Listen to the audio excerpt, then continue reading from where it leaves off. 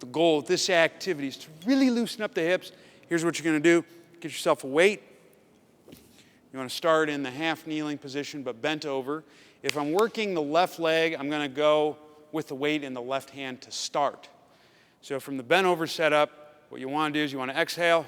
You want the hips to go back and the chest to go down. I don't want to arch and I don't want to round. So I'm going to go here and then I'm going to shift my weight forward without coming up. I'm looking about 7, 10 feet away. Then from here you're going to barely come up and hold this position. Now here's where it gets a little interesting. I'm going to have you do a pass-through of the weight as you're breathing. This is going to help get a little bit more rotation through the hips. And so with that, what you want to do is when you're breathing in, you want to pass to the inside hand, okay? That's going to help with internal rotation and improve the straight leg raise.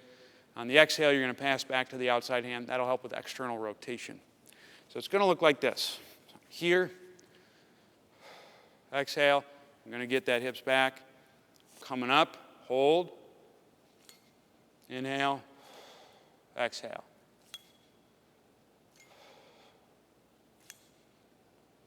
And that's how it's done. Give it a shot.